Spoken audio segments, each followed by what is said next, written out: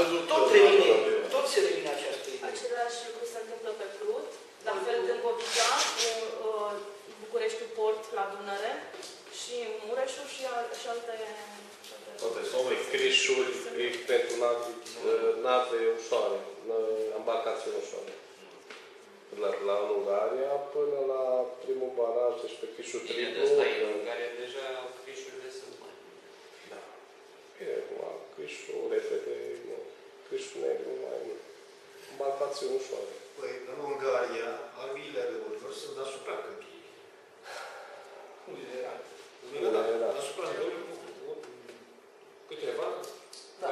Dar așa să sunt deasupra de dorului câmpiei. Bine, e oricum au o rețea hidroameliorativă mult mai bine făcută ca la noi. Și la primăvara se bagă apă în toate canalele, peste tot. Și ridicau, deci e altfel, deci au nivelul de apă.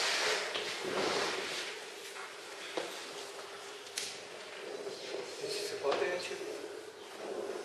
Da? Da. Haideți să începem. Prima problemă. Cu definițiile. Întotdeauna este o problemă cu definițiile. Definițiile nu sunt bătute în cuie, nicăieri nu se dă o definiție oficială.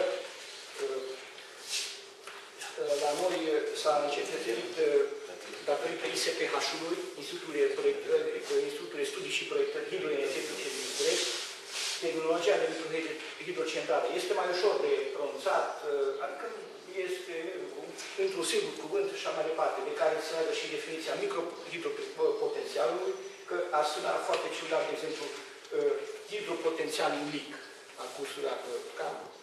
Deci, la noi s-a rămas pe termenul de microhidrocentrale și microhidropotențial. Altă problemă de definiție, care ne dă pătăi de cap tuturor. Uitați, în diferitele țări din lume și mai jos, partea de jos din Europa, cât de mult variază limitele de putere pentru încadrarea microhidrocentralelor. Chiar există acești 4 termeni utilizați pentru diferite categorii de hidrocentrale de mică putere. Picohidro pentru puterile, de fapt hidrocentrale cu cele mai mici puteri instalate, în jur de 5-10 kW pe unitate. Astea se utilizează mai mult în regim izolat, insulat, cum se ar spune. Deci neconectate la un sistem de distribuție a energiei electrice. Vedeți că în unele țări se merge până la limita de 30 de MW, dar până la urmă în Europa s-a, prin directiva referitoare la resursele, utilizarea resurselor energetice refolosibile, s-a stabilit ca și limită de 10 MW pe putere instalată a turbinei într-o hidrocentrală de mică putere. O chestie interesantă, legată tot de noi, deci de România, ISPH-ul, când am lucrat și eu la aceste asemenea proiecte de microhidrocentrale la Institutul de Proiectare Județean, a folosit 2 termeni pentru diferite categorii de microhidrocentrale. Odată termenul efectiv de microhidrocentrale, MHC-ul până la puteri de 500 kW și peste asta până la 3600 kW, care nu se mai regăsește această valoare nici apropiată în alte tehnologii, alte țări, CHEM, centrale hidroelectrice de mică putere. Iar terminologie, în ceea ce privește resursele energetice refolosibile, o scurtă prezentare a acestor resurse verzi, la noi SRE, la început s-a folosit și la noi în primele reglementări termenul de resurse energetice refolosibile sau resurse energetice regenerabile, dar până la urmă, ultimele reglementări s-a rămas la SRE, adică surse regenerabile de energie.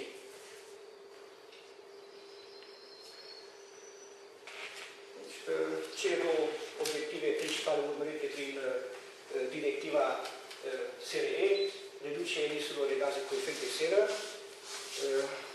protocol la Kyoto și creșterea siguranței în alimentarea cu energie. Este poate al doilea obiectiv.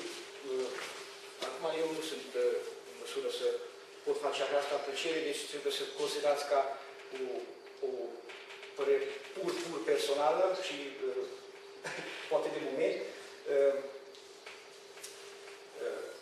De exemplu, dependența de resurse energetice a Uniunii Europene, după cele mai pesimiste aprecieri, prin 2020 va ajunge, cu toate măsurile luate de economisirea energiei, de creșterea de noi capacități pentru producerea energiei electrice din resurse energetice, în medie vorbesc, la diferite surse, cu gaz natural, păcură, petrol și așa mai departe, cărbune, în jur de 70%.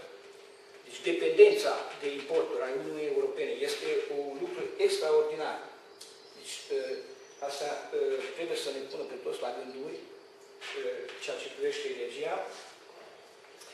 Uitați, principalele directive care se leagă și de problema MH-urilor, de fapt a resurselor energetice refolosibile. Directiva 2003-54, adică 54 din 2003, privind piața internă a energiei electrice din țările Uniunii Europene, Directiva 77 din 2001, privind promovarea resurselor energetice refolosibile, Directiva privind eficiența energetice și, nu în ultimul rând, Directiva cadru apei, dar intră aici și directiva privind evaluarea efectelor acestor proiecte. După cum am subliniat, aceste două directive, directiva cadru apei și cea referitoare la promovarea SRE, se cam bat cap în cap. Ar trebui să facem cu toții eforturile și, în primul rând, autoritățile, dar noi încercăm asta, să împăcăm cele două directive, fiindcă, de fapt, ambele directive se referă la protecția mediului.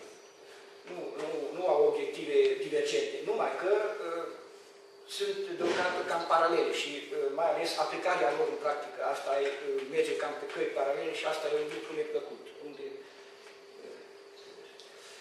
contextul european al problemei energiei, reducerea emisiilor, deci țintele pentru până în 2020. Deci 22%, asta e foarte mult. Poftim? 22%. E foarte mult. E foarte mult. Deci se cam vorbește în unele unii experți din Europa vorbesc chiar așa de Uniunea celor 320, reducerea consumului de energie cu 20%, creșterea producției de energie de resurse cu 20% și 2020 cu... Dar o chestie interesantă care de fapt arată paralelismul aplicării în practică a celor două directive. Uitați evaluarea făcută de experții occidentali față de țintele